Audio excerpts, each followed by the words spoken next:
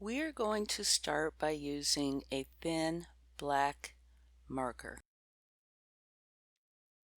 And what we want to do with this marker is go into the design and create movement. We don't want a lot of black lines. We want to kind of strategically lay them down in areas that we want to pick up, that we want to pop, but we don't want it uniformly put down all over, because if we do, then that kind of takes away the emphasis, because then it's all emphasized, therefore it's all kind of brought back down again, just in a different way. Well, now I hope that actually made sense to you, because thinking about it, it almost sounds confusing to me. So look at your design. Maybe take each flower separately and just look at it and see the parts that you find really interesting or that you feel need to be brought up so people will notice them. And that's where you want to put your marks. Now on these black marker lines, I know I've said this before, but scratchy, sparse lines are better. And when you try to put your black marker lines on top of the paint, that almost automatically does it for you, because it doesn't want to receive the marker lines very well, which is perfect. But so you do want the scratchier, thinner, sparser lines. So if you're adding lines and you're concerned about them not coming out very well, don't, because that's perfect. But do remember, for the most part, that less is actually more here. What we are trying to do in this extended video is take what's already really nice, but add movement and emphasis. That's the whole point of this. Another thing worth mentioning is if you want one of your flowers to kind of come forward, be the closest to you, that would be the one where you want to add probably the most black. And in this case, I've probably added more black to the flower that's on the far right. And it does make it kind of appear to be a little bit closer. Now there's a lot of things that you can do to accomplish that besides this, but this is one of the tools.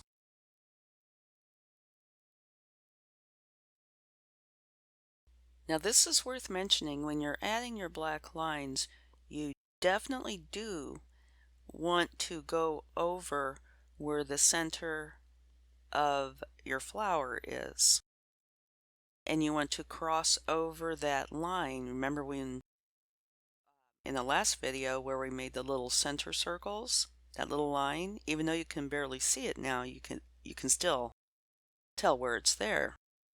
You want to go ahead and cross over that line going out, because that indicates, where the seedlings are, and it shows that that particular one is in front of the flower. I hope that made sense. And what we've done with the black, we want to also do with the gold and silver.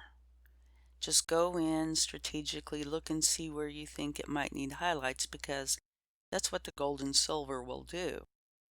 They highlight areas, and depending on where the light shines, it's just going to look gorgeous.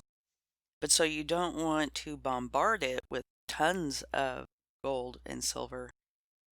You want to lay down those marks where they will help the image pop. So you kind of want them not in any way symmetrical, but you want them scattered throughout the flower where it looks like you want some highlights. Okay, don't just every, you know, quarter inch make a line or anything like that. Just put them where you think they look really good. And like the black, also cross over that little flower center area. And at the very last is when we'll add the white, because that's what will really pop out that area. And now talking a little bit about the stem and the leaves, the black lines, be kind of careful where you choose to place them because they will really pop out. Probably because the color palette is much more limited on the stem and the leaves than what it is on the flowers. On the flowers, there's a lot going on. And so, you can put more there. But down low, the choices you make will really be noticed. I would say, other than just some areas that you want to emphasize, use your black to show the different contours, the different waving in and out of the leaves. So where you have concave versus convex, that sort of thing, that is probably where I would place most of them. And then I would probably just pick one side of the stem and focus more of my black lines on that. And then on the opposite side of the stem is where I would put the silver and or gold. And then also within the leaves themselves, you can place a few of the black lines here and there if you choose to. That would be great. And because I'm at an angle trying to do this, I have to turn the paper now and then so I can see what I'm doing. I hope you guys are okay with that. I've been trying to do most of it at the angle that I'm at, but it's really, really too challenging on some parts, so I have to turn it. I hope you guys don't mind.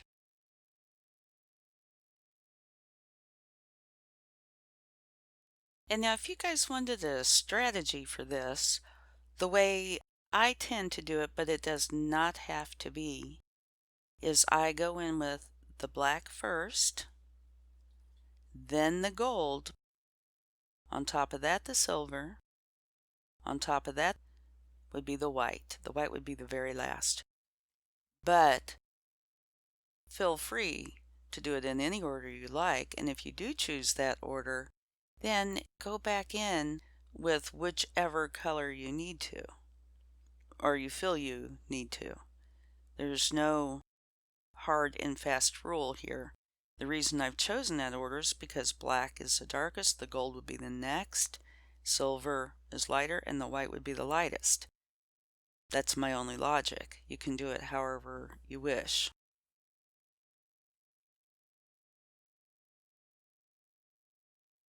So typically that's how I do it.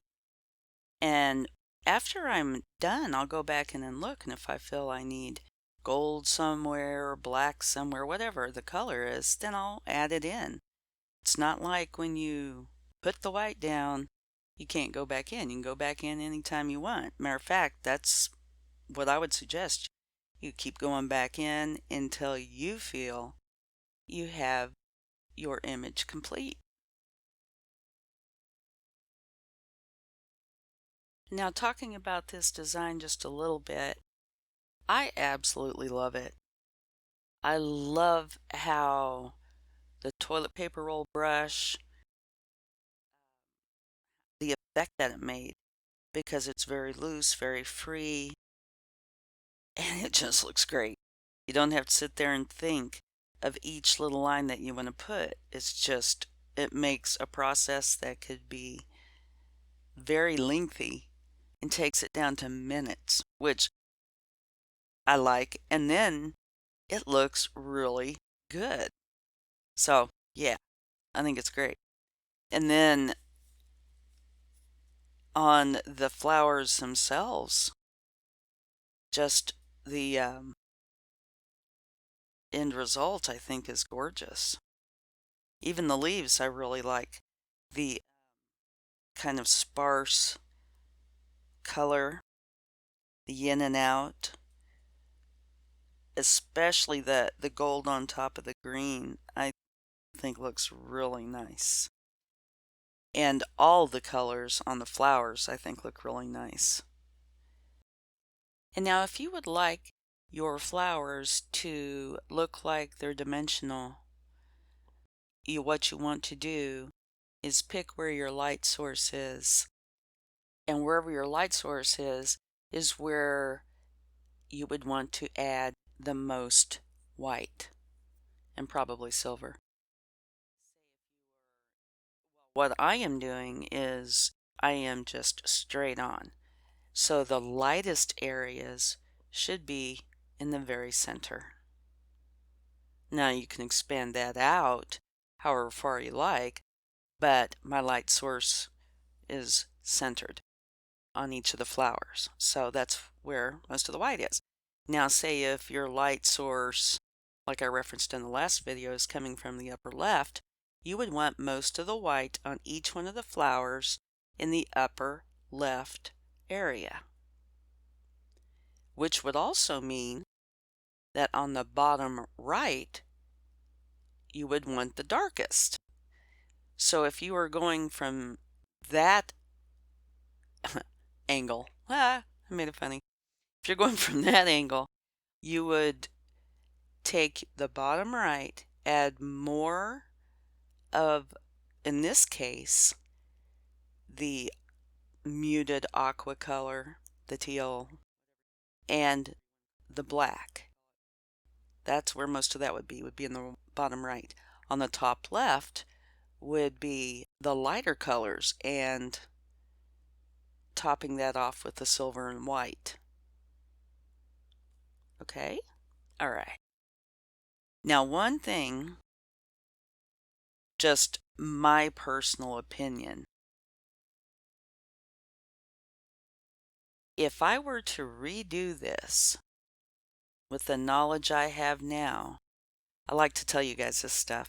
If I were to change something, I think less is more on the little dots and marks that I put on the upper right quadrant. I would make fewer of those. I think I would leave it, instead of putting the stipple brush on there and the little lines, things like that, and dots, I would just leave it with a few dots that get fewer as you go further out. That's the only thing that I would change. And that can still be changed. You know, if a person wants to, you could go in with the color that's close to the paper or add white, and that would kind of blend it in, and so you really wouldn't see that much of this, that much of the little stipple marks and lines and such. Because I think, you know, with the less is more concept, I think this has more instead of less in that regard. So yeah, I would just put a few dots or little lines of the seeds and call it good. And there we have it, all done. I really hope you enjoyed working on this project. I know I absolutely loved it. Thanks so much for taking part. Have a wonderful day. And if you get a chance to share, I would love to see your creations. Much love, Olivia.